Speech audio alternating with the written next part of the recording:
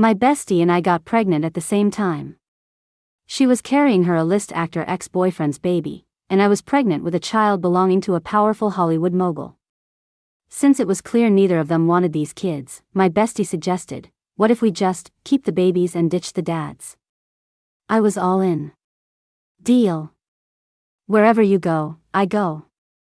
So, we took off overseas, pregnant and all, and started our happy new life together. Until 2 years later, when my bestie's son went viral because he was the spitting image of that movie star. The camera also caught me and my daughter in the shot. That night, my bar was surrounded by a group of men in black suits. Just as I was about to call the police, my hands were tied behind my back with a leather belt. A hand gripped my waist, and a vicious voice whispered in my ear. Go on, call them. Any bets on how many times I could wreck you before the cops arrive? Heartbroken from her breakup, my bestie Nora dragged me to a bar for a wild night. Her hand was just about to graze the six-pack of a young male model. Suddenly, the movie star David Shaw appeared at the entrance. Wearing a baseball cap, David stormed over, his face flushed with anger.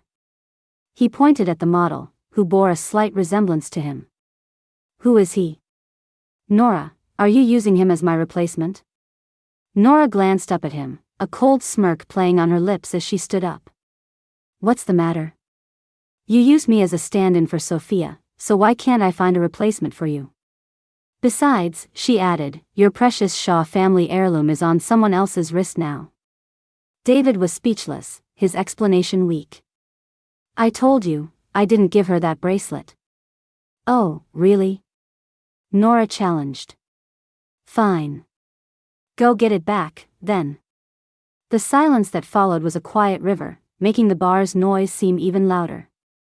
David froze for a long moment before finally sighing. I'm sorry. I can't. Even though she'd expected this, Nora's expression faltered for a second. Her eyes red, she grabbed her purse and shot me a look that said, text me later. Then she strode out of the bar on her high heels. David nodded at me and chased after her. I remembered the last few times he'd easily won her back. Nora, don't go soft on him. I yelled desperately. This is a matter of principle. Break up with him. For real this time. My throat was raw from shouting. A hand with long, elegant fingers appeared behind me, offering a slice of watermelon. I looked at the hand, my mind starting to wander. Wow, this model knows how to play the game. I turned with a smile. Hey, what's your name?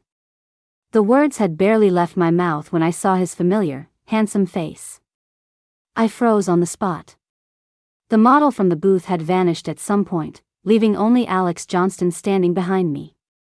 His features were sharp, his jawline defined, and his eyes were like chips of ice. I stumbled back a step, but he grabbed my wrist. A humorless smile touched his lips. You like younger guys? Fine. Let's go home. I'll give you all the younger guy you can handle. That night, Alex pushed me against the floor-to-ceiling glass window and didn't let up until dawn. Across the water was the glittering LA skyline, where real estate costs a fortune. If it weren't for Alex, I wouldn't even have the right to set foot in a place like this. But of course, I wasn't his girlfriend. At best, I was his kept woman. During my first year trying to make it as an actress, I ran into a director who tried to get me on the casting couch. I refused his advances at dinner as politely as I could, but he became more aggressive. Just as his hand was about to slide under my skirt, Alex appeared. He saved me with a single, dismissive sentence. He was a top-tier Hollywood mogul, and I was a nobody, a Z-lister just starting out. Alex's pursuit wasn't obvious. There were no grand, romantic gestures, but he looked out for me in countless small ways. And with that face, which could rival any star in Hollywood, it was hard not to fall for him. But I knew my place. A kept woman is just a kept woman, a far cry from a real girlfriend. I understood that we had no future.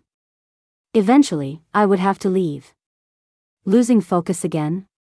As if to punish my wandering thoughts, Alex's movements behind me grew rougher. What are you thinking about? Your boy toys? A gasp escaped my lips. I dug my nails into his arm, bit my lip, and shook my head. But my response clearly didn't satisfy him. He turned me around. Then you'll just have to take it. I don't know how much time passed before the storm finally broke. Alex carried me to the bathtub, holding me in his arms.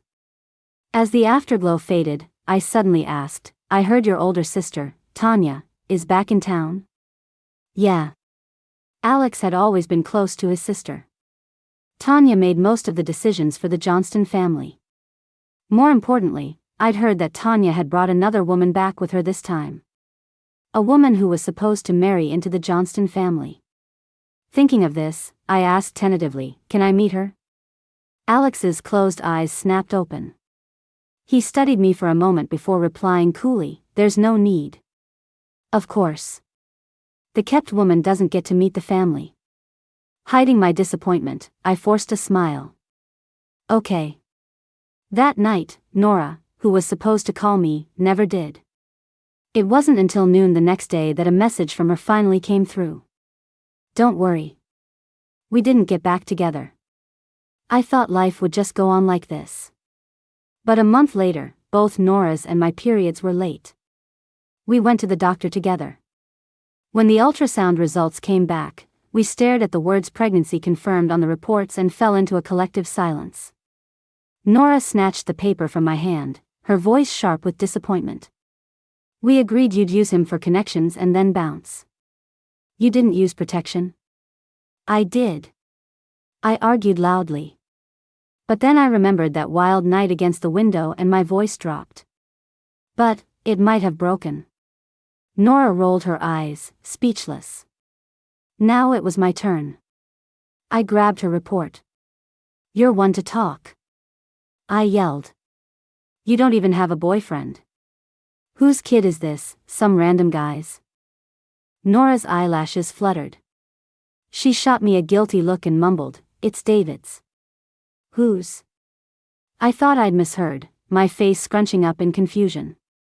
She closed her eyes, took a deep breath, and shouted right into my ear, my ex-boyfriend. Leo. Shaw. My ears were ringing. David Shaw is David Shaw, I grumbled. Why are you yelling? Nora had broken up with David, who still had his old flame, Sophia, waiting in the wings. And me? I was the mistress who couldn't be seen in public, while Alex's fiancé had just returned to the country. We looked at each other and sighed. Clearly, neither of these men was going to step up for these kids. After a long silence, Nora grabbed my hand. What if we just keep the babies and ditch the dads? She asked hesitantly. I thought about it. Okay. Alex has been pretty generous over the years, and with the money I've saved from acting, we could probably buy a villa overseas. And get a dog and a cat, I went on. 1 villa, 2 moms, 2 babies. Wasn't that the retirement plan my bestie and I had always dreamed of? We decided to leave immediately. Nora was still being pestered by David, but they weren't living together, so she could leave anytime. My situation was more complicated. I spent the next few days looking for the right moment to end things with Alex, but the opportunity never came. Until one night, he came home completely drunk. The moment he opened the door, the smile on my face froze. Alex was leaning heavily on a beautiful woman. And I recognized her from the photos the media took when Tanya returned. It was Alex's fiancée, Heather. Hi, you must be Jenny, right? Alex is drunk, so I brought him home, she said, her eyes kind. This wasn't what I'd imagined. Heather seemed to know everything about my arrangement with Alex. I forced a stiff smile and helped him onto the sofa. Heather didn't leave. She looked around the apartment, then asked with a friendly smile, could I have a glass of water? I walked to the kitchen island, my face blank, as she chattered casually behind me. I heard you've been taking care of Alex while I was abroad. Thank you for that. I've seen your movies. It must be hard for a woman with no connections to make it in Hollywood. Tanya and I both admire you. She mentioned she wanted to invite you to a Johnston family dinner soon. Did Alex tell you? My hand, holding the glass, froze mid-air. I turned to meet Heather's gaze. There was no mockery in her eyes, no flaunting of her own status. There was only the quiet confidence of the true mistress of the Johnston household. It was a confidence I had never felt, no matter how long I'd been by Alex's side. In that moment, the weight I'd been carrying on my shoulders came crashing down. I knew it was time to go. That night, while Alex was asleep, I packed up my things. Perhaps because I had always known I would leave, I didn't have much at his place. I left behind all the expensive gifts he'd given me, taking only a simple braided cord bracelet. We had gotten them from a little shop on a road trip, one for each of us, as a wish for peace and good fortune. I'd been trying to figure out how to say a proper goodbye in person, but maybe this was better.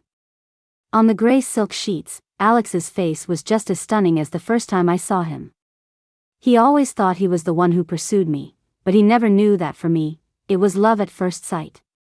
A wave of sorrow and regret washed over me. I sent him one last text, "I'm gone. I hope we never see each other again."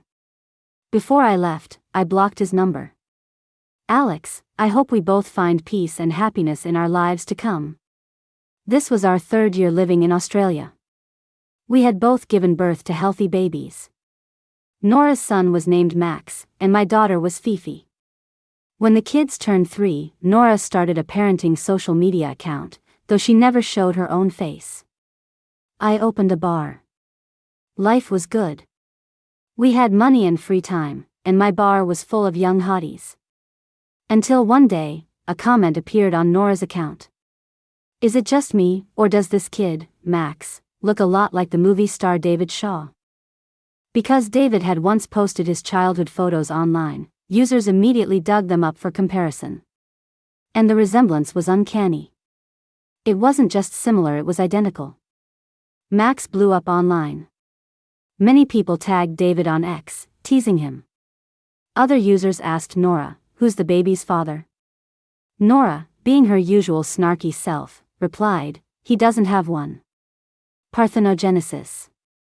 When people started accusing her of being a mistress and Max of being an illegitimate child, she shot back with a passive-aggressive comment. "If you knew who his father was, you'd think I was the one who got the short end of the stick." But the second she posted that, an account named David Shaw replied below it. "Are you sure about that, Nora?" The username was David Shaw, the profile picture was David Shaw, and most importantly, it used her name. It seemed too specific to be a fan. Terrified, Nora immediately deleted all the replies and set her account so only friends could comment. That night, she came to my bar in a panic, worried that David would find her and fight for custody of Max. I told her to calm down. A few videos online weren't enough. Even if it really was David, Australia was a big country, he'd never find her exact address. Seeing she was still worried, I suggested we take a trip the next day to clear her head. The next day, we were at a tourist spot with the kids when we were stopped by a random street interviewer. Given Max's recent viral fame, we immediately declined the interview and hurried away with the children. But the video still ended up online. In the clip, Max was clearly visible, and I was in the frame with Fifi. The internet exploded. OMG, from a bystander's view, that kid looks even more like David Shaw. Could it be his secret love child? It's so common for celebs to have scandals these days. The little girl in the video is gorgeous too. Her mom looks familiar. Has she been in any movies? As the situation spiraled, Nora and I talked it over. Why don't we move somewhere else? I suggested. This bar isn't doing that great anyway. I've been thinking about closing it. Nora nodded. Okay. Wherever you go, I go. Nora deleted her parenting account, and I put up a for sale sign at the bar. Someone contacted me that same day about taking over the place and arranged to meet me that night. But I waited at the bar until closing time, and they never showed. A strange feeling washed over me as a noise came from the front door. The next second, the wooden door was kicked open, and dozens of bodyguards in black suits stormed in, surrounding the bar. A chill shot up my spine, freezing me in place. "Who are you looking for?" I demanded. No one answered. My heart pounding, I bolted for the back door. I ran out the back and turned right, smashing straight into a solid chest. A familiar scent of cedarwood filled the air. I stumbled back, fumbling for my phone to call 911. The call connected, but a sharp pain shot through my wrist, and the phone clattered to the ground, its screen glowing faintly. My hands were yanked behind my back and tied with a leather belt.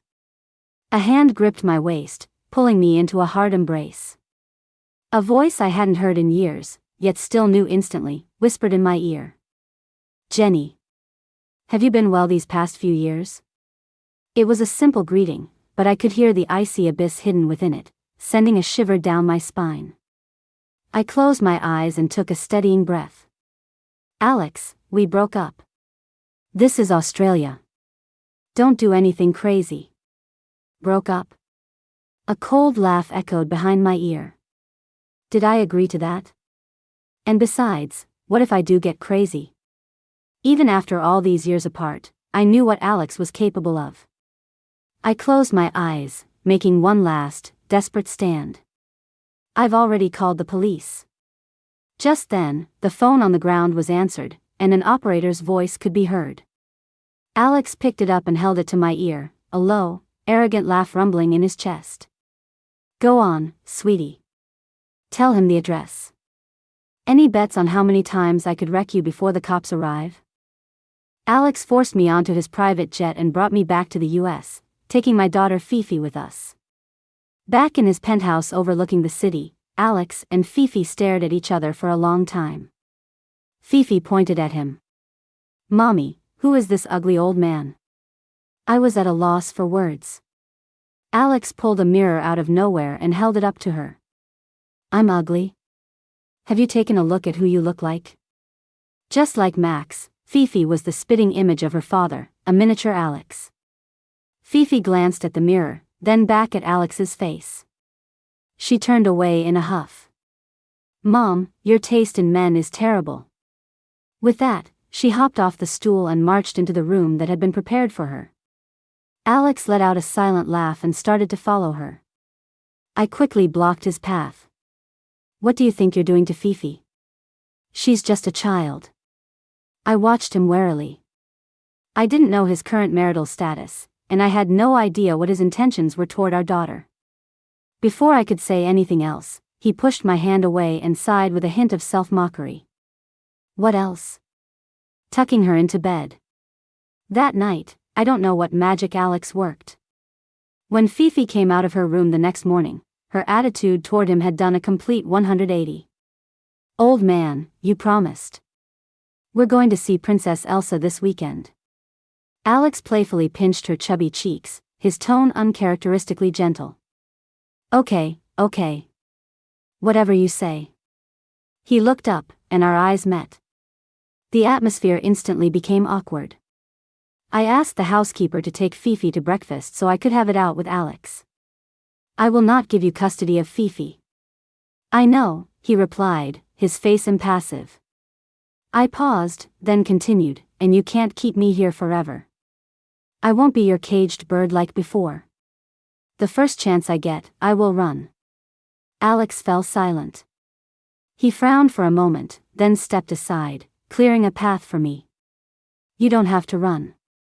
You can go wherever you want. If you don't like it here, I can arrange another place for you. Just don't go too far. After all, Fifi knows I'm her father now. And I don't think even you, as her mother, have the right to keep her from seeing her own dad." His words left me stunned. What did he mean? He wasn't going to imprison me? I eyed him suspiciously, convinced this was some kind of trick. But I had to admit, he was right. I didn't have the right to keep Fifi from her father. But not stopping her from seeing him didn't mean I was going to stay here. That day, I took Fifi and left Alex's house.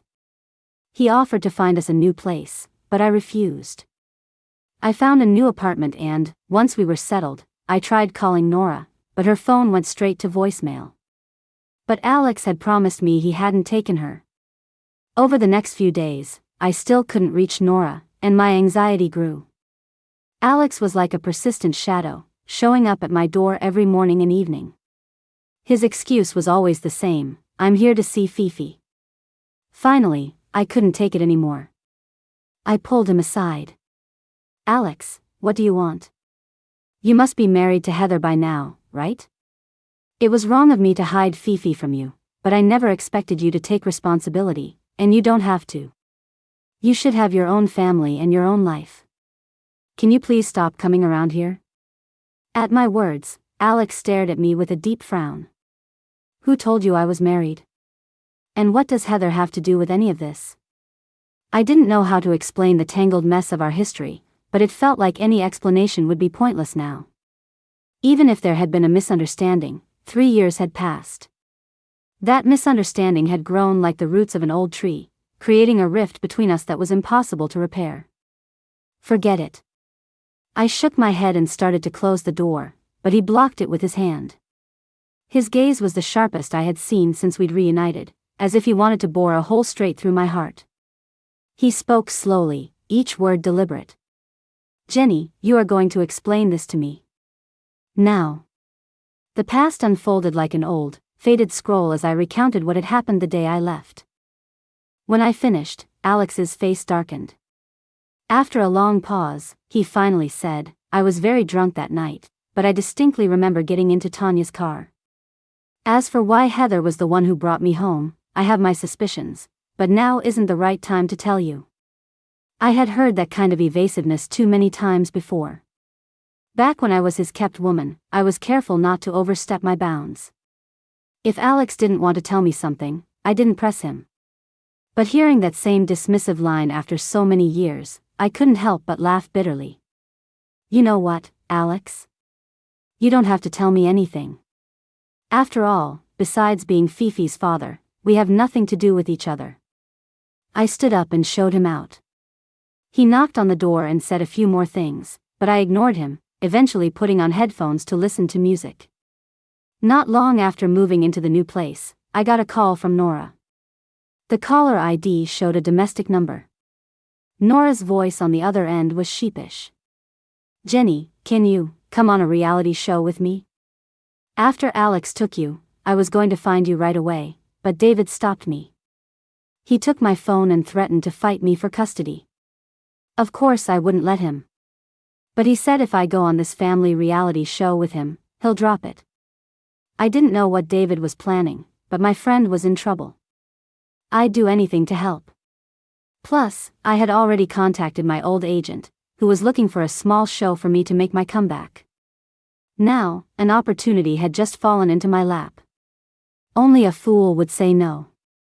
After asking Fifi for her opinion, I agreed to join the reality show with her. My agent also announced my return on social media. But when I arrived at the studio on the day of filming, I was stunned. I thought it was a show for moms and their kids, but it turned out to be a show for 3-person families. And what truly left me speechless was that Alex was there, too. The moment Fifi saw him, she ran over and threw her arms around him. Old man, don't be scared. I've got your back today. Alex shot me a knowing look and then bent down to pat Fifi's head. Okay, Daddy's counting on you today. With David's star power, and his prior announcement that he was bringing his son on the show, the normally quiet program's live stream was packed with curious fans.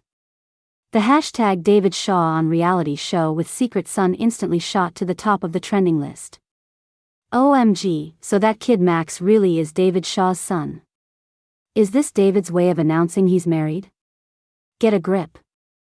Who knows how that woman trapped him? David only said he was bringing his son, not his wife. The production team certainly knew how to stir up drama. Seeing the live chat going wild, they scrapped the original chemistry test segment and replaced it with a random Q&A from online viewers. The host used a program to randomly select a question from the audience. After a moment, a line of text appeared on the big screen. Are the parents currently in a legally married relationship? For a normal couple, it would be a silly question, but for the people on this stage, it was a bombshell. David's face darkened. He sighed. No. His answer sent shockwaves through the audience. The chat started flooding with comments. Knew it. She's just using the kid to climb the social ladder. I remember David was rumored to be with the singer Sophia. They were childhood friends, but it just fizzled out.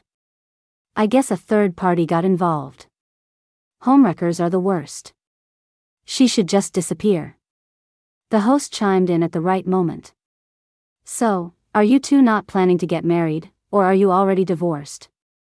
David glanced at Nora and gave a bitter, self-deprecating laugh. Let's just say I was the one who got dumped. The live chat exploded. Seeing the comments getting out of control, the host quickly changed the subject. This question is for all the families to answer. The microphone was passed to me. I was much calmer. I looked straight at the camera, my expression neutral.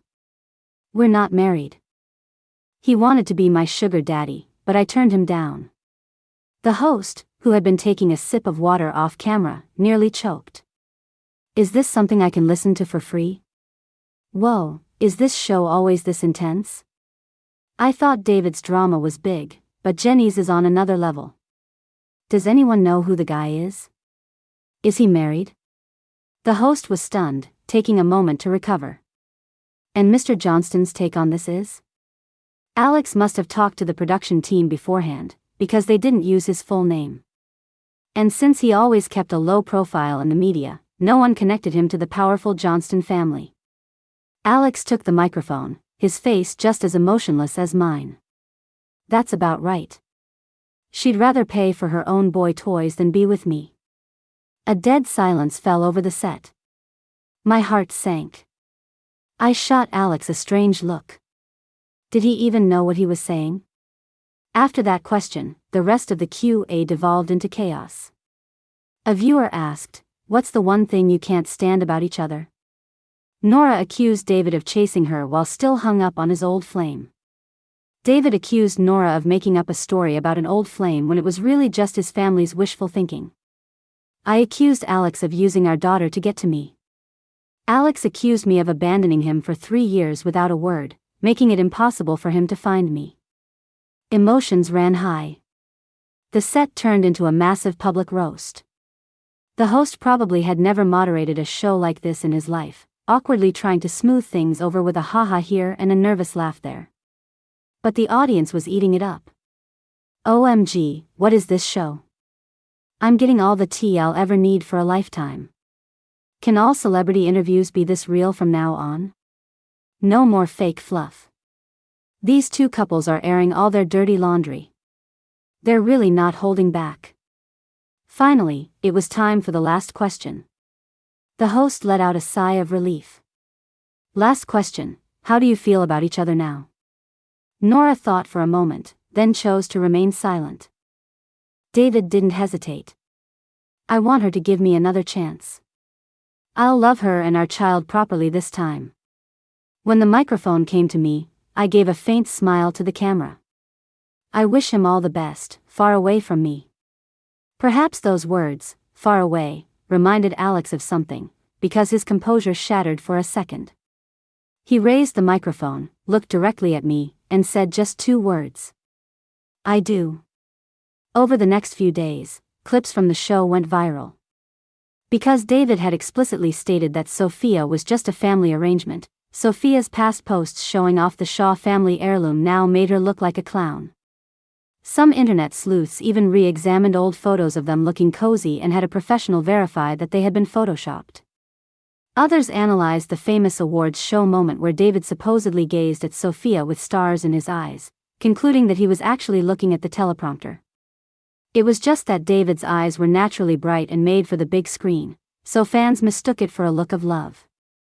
And so, the same netizens who had been cursing Nora as a homewrecker the day before flooded Sophia's social media. LOL, what century is this? Does Sophia still believe in arranged marriages? Maybe she wanted to marry David's great-grandma. Someone said David's grandmother has a heart condition. If his family really wanted him with Sophia, he probably didn't want to upset his grandma, which is why he never cleared up the rumors before. However, Just as the hashtag David Shaw proposes on air was breaking the internet, another topic quietly climbed to the top. Hollywood powerhouses Johnston and Heather families announce engagement.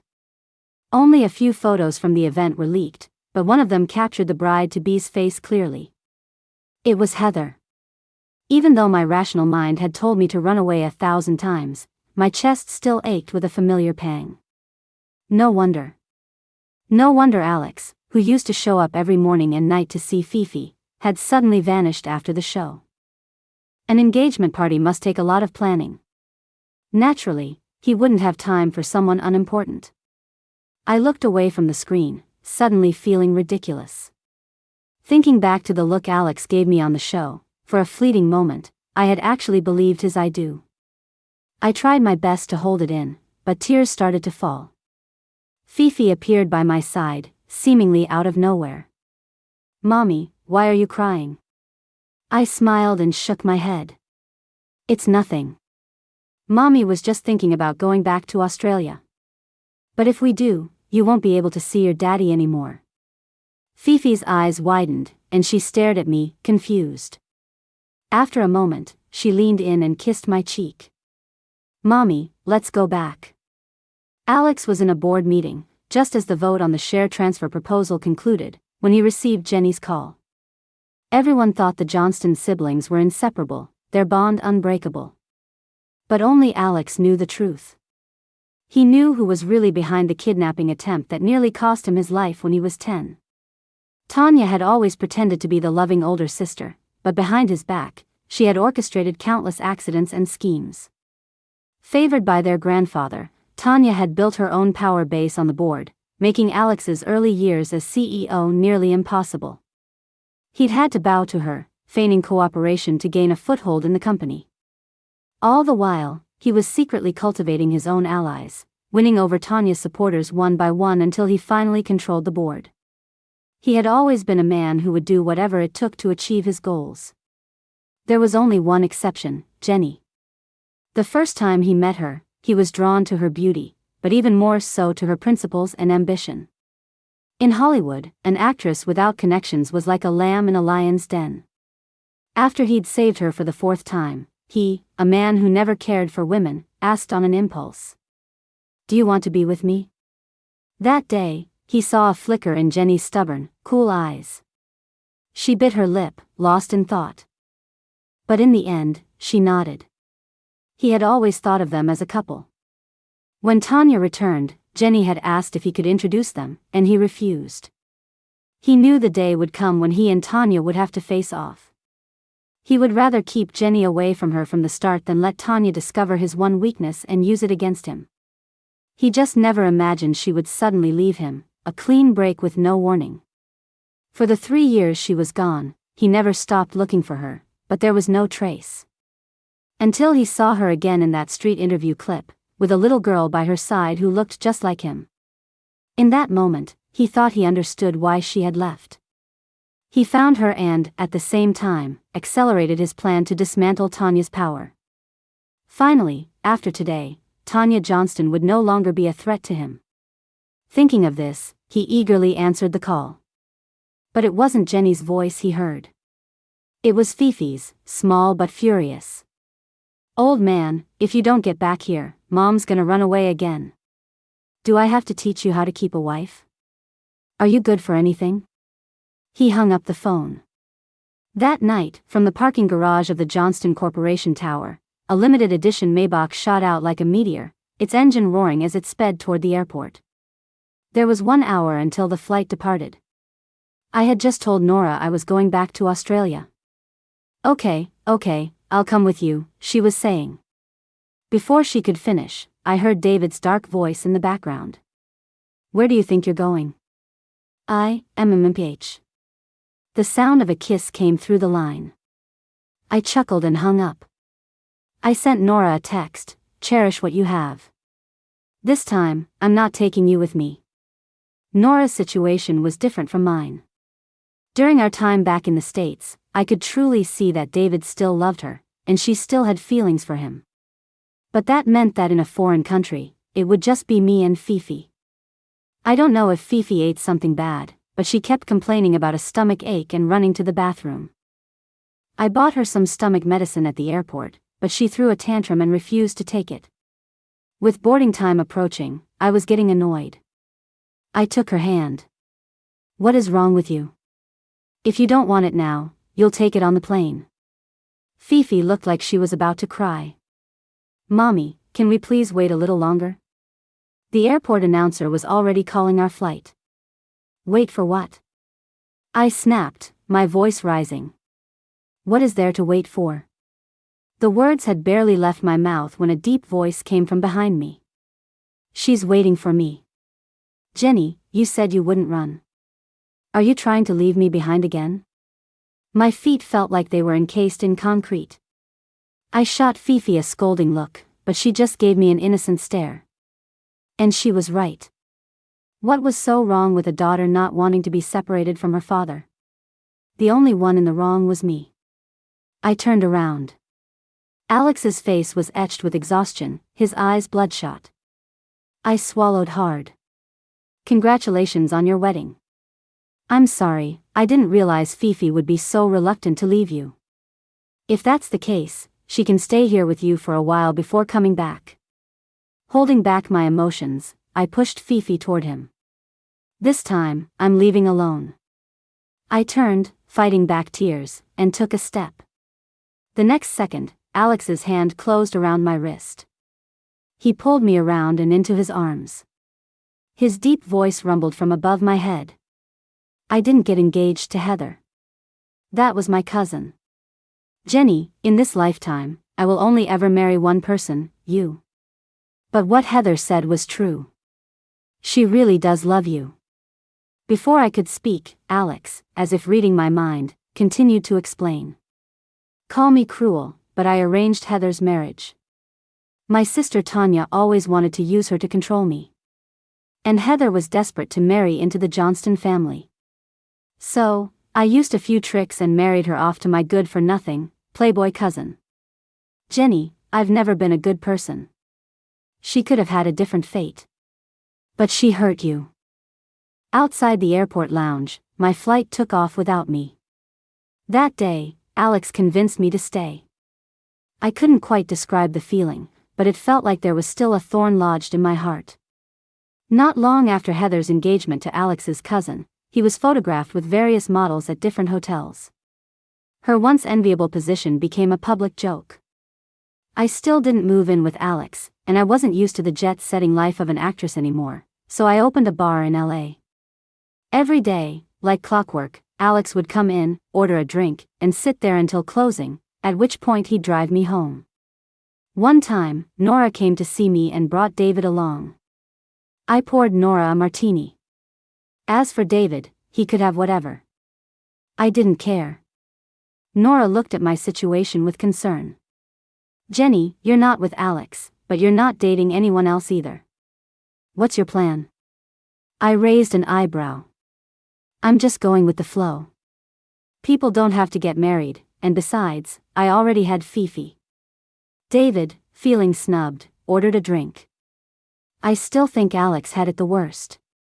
Those years you were gone, I saw him a few times. He was always holding that braided cord bracelet, and he'd call out your name when he was drunk. All that devotion didn't matter, though. He still got dumped like a dog." Just as he finished speaking, the bell on the bar door chimed.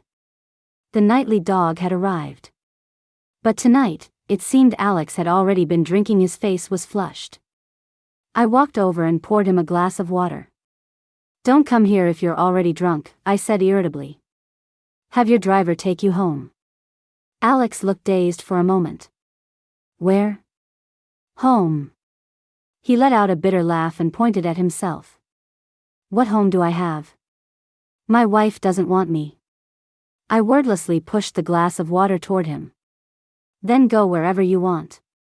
Nora and David left after their drinks. As closing time neared, I looked over at Alex, who seemed to be asleep in the booth. I figured if he caught a cold, he'd just use it as another excuse to act pitiful. So I grabbed a jacket to cover him. Underneath it, his breathing was even. I couldn't resist reaching out to touch his face. Startled, Alex looked up at me, his eyes hazy. What's wrong? The night was as quiet as a stalking predator. I was about to say something when suddenly, the plate glass window beside us cracked with a loud bang. An iron bar struck again, and the crack widened. The next second, the glass shattered completely, sending shards flying toward me. I instinctively closed my eyes, feeling a large figure lunging to shield me. Then came the sickening thud of the bar hitting flesh. Warm, red blood splattered onto my face. My ears felt like they were stuffed with cotton. I couldn't hear a thing. Alex smiled at me as a stream of blood flowed from his head, like a dam breaking, instantly covering his face in crimson. My voice trembled as I screamed, "Alex!" The attackers, their mission seemingly accomplished, got back into a van. As the vehicle sped away, I saw Tanya's twisted smile in the back seat. "Doctor, please, you have to save him. I'm begging you." In the hospital, the beeping of machines, the hurried footsteps, and the cries of anguish all blended together. I touched the sticky blood on my face.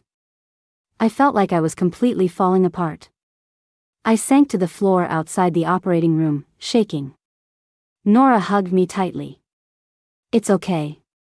Alex hasn't married you yet. He's not going to die." David returned from taking a call. "Good news.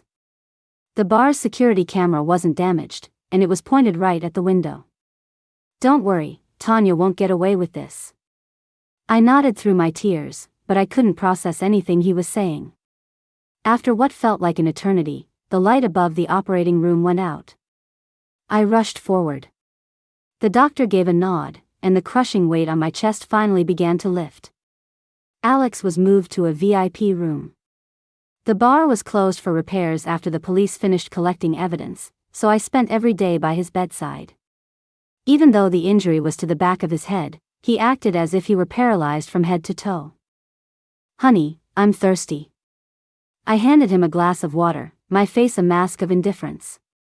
"Honey, I want a piece of fruit." I gritted my teeth, speared a piece of fruit with a fork, and held it out to him. "Honey." I couldn't take it anymore. "What do you want now?" Alex looked at me with a wounded expression and said softly, "I want a kiss." That was the last straw. "Why don't you just say you want me to touch you, too?" I retorted. His eyes lit up. "Can I?" "In your dreams." My phone rang. I took the opportunity to step away. It was news that Tanya had been caught. While investigating Tanya's shady business dealings, Alex had uncovered evidence of another crime. She had hired a hitman years ago to take out a competitor over a land deal. With nothing left to lose, Tanya had sent thugs after Alex. After hanging up, I went back to the room and told him the news. Alex wasn't surprised. "It's not the first time she's tried to kill me."